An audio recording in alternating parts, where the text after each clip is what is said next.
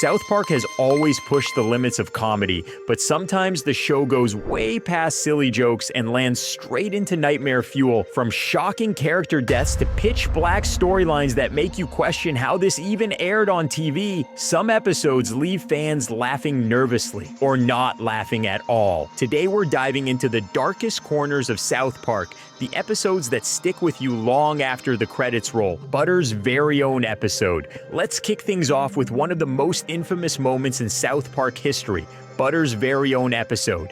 Butters has always been the innocent punching bag of South Park, sweet, clueless, and way too trusting for his own good. But in that episode, that innocence runs straight into one of the darkest plots the show ever pulled. After suspecting her husband of cheating, Butter's mom has a breakdown and literally drives the car into a river with him inside. And instead of remorse, his parents stage a fake kidnapping for the press. Meanwhile, Butters wanders around oblivious, not realizing his own parents just tried to erase him. Classic parenting, right? Well, our son was abducted. We don't know that he's dead yet. Right. Stanley's Cup. Moving on, let's talk about one of the most unexpectedly cruel episodes, Stanley's Cup. Normally, a story about kids' sports is supposed to be uplifting, but South Park twists it into pure nightmare fuel. After Stan's bike gets towed, he ends up coaching a hockey team of little kids, including Nelson, who's battling a terminal illness. It feels like the setup for a classic underdog miracle. Win the game, save the kid. But instead, the kids face the Detroit Red Wings, get demolished, and Nelson dies. That's it. No miracle, no Hollywood ending. Just a devastating reminder that sometimes life is brutally unfair. So much for feel-good sports movies. No hope. Brittany's new look. Next up is an episode that's as disturbing as it is tragic. Brittany's new look. South Park usually roasts celebrities, but this time Britney Spears becomes the target of something darker: pity. After endless tabloid stories, Stan and Kyle try to snag a photo of her for cash, only to realize she's desperate to escape the spotlight. What starts as normal celebrity mockery spirals into horror, with Britney literally blowing half her head off in a breakdown, but it doesn't stop there. The paparazzi keep hounding her until she's photographed to death, framed as some twisted ritual sacrifice, because nothing says comedy like turning celebrity culture into a blood offering. This video was taken just hours ago as Britney was wheeled into the hospital for some reason. The return of Chef. Another unforgettable dark turn came with the return of Chef. Chef had always been the lovable voice of reason in South Park, a warm, smooth-talking guy who somehow balanced the chaos around him.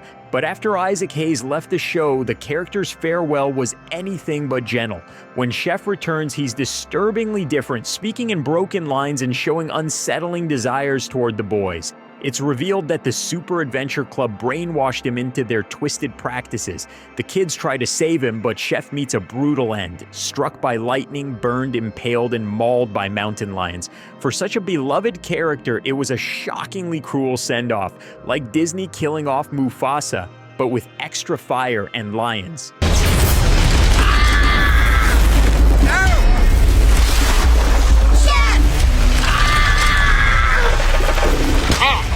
Crack Baby Athletic Association.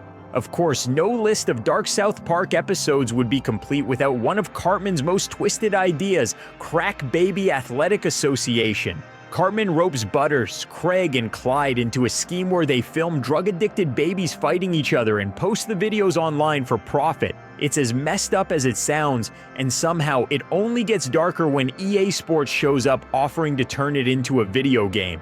Kyle, despite being horrified, gets sucked into the plan too, leaving his moral compass wobbling. The boys still get their win, but viewers were left realizing they just watched crack-addicted babies turned into a sports franchise. Dark comedy at its bleakest. 30% of the money we make off the licensing agreement with EA Sports goes to the orphanage for the needy crack babies. Woodland Critter Christmas. Another one that shocked fans is Woodland Critter Christmas. At first it feels like a wholesome holiday special. Stan stumbles upon a group of talking woodland critters decorating a tree, all excited for the birth of their savior. But things quickly spiral into nightmare fuel when it's revealed the critters are actually Satan worshippers, preparing to use Kyle as the vessel for the Antichrist.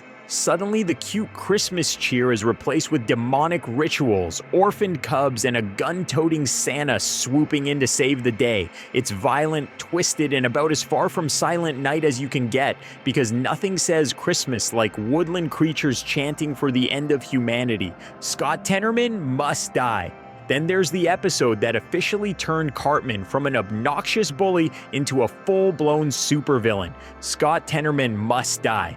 After being humiliated and pranked by Scott, an older kid who always seems one step ahead, Cartman goes to extremes to get revenge. And by extremes, we're talking Shakespearean tragedy levels. He has Scott's parents killed, grinds them into chili, and serves it to Scott in front of a crowd, relishing in his horror as the truth comes out. It's one of the darkest, most infamous moments in the entire series, and a defining chapter in Cartman's descent into pure evil. Forget playground pranks. This was Hannibal Lecter with a 4th grade twist. You gonna cry all day, crybaby? You know, everyone has problems. It doesn't mean you have to be a little crybaby. The China Program. Next up is one of the most controversial storylines South Park ever aired, the China Program.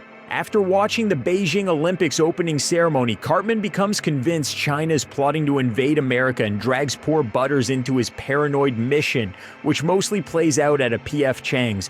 But the real darkness comes from Stan and Kyle, who are left traumatized after seeing Indiana Jones in the Kingdom of the Crystal Skull. To them, the movie isn't just disappointing, it's portrayed as Spielberg and Lucas raping Indiana Jones. The metaphor is shocking, brutal, and one of the most uncomfortable South Park moments ever.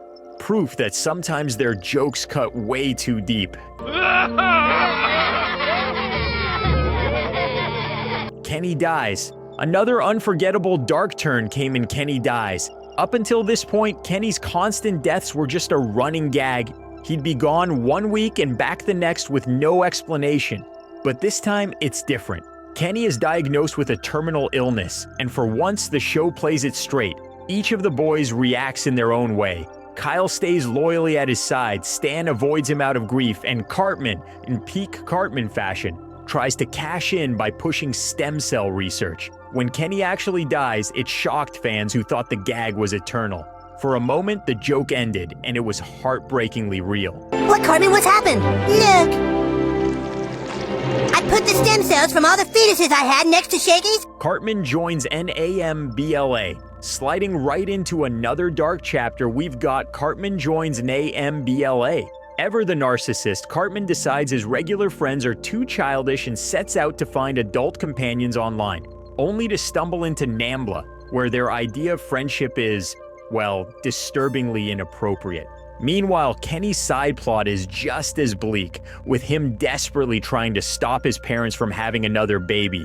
Eventually, the storylines collide in a chaotic mess of chases, creepy hotel antics, and Kenny's dad enduring the worst bath of his life. Uncomfortable, disturbing, and exactly the kind of episode that makes you question South Park's sanity. Ta-da! What are we gonna do? Well, Cartman, you got everybody into this. You have to figure out a way to get everybody out. Yeah! Put it down. Next up is one of South Park's darkest political takes.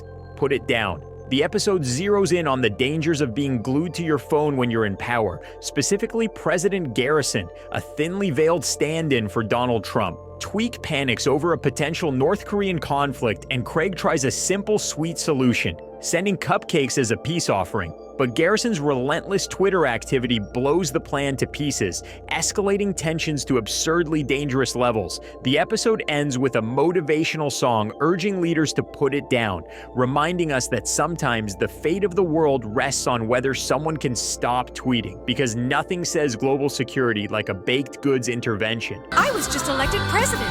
That's great, Nancy. Now put down your phone. Right. Human Centipede. And finally, we've saved the darkest, most shocking episode for last, Human Centipede. When it comes to traumatizing experiences, Kyle usually takes the second spot after Kenny, but this one puts him through literal nightmare territory. After blindly accepting the latest iTunes update without reading the terms and conditions, Kyle is captured by Steve Jobs and Apple agents and forced into a horrifying scenario straight out of the Human Centipede. The scene is jarringly grotesque for an animated show. The only tiny silver lining comes when Cartman gets struck by lightning.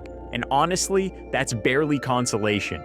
If you thought South Park had limits, this episode proves they don't. Truly the darkest moment we've covered today. Who could do the same with all their shit?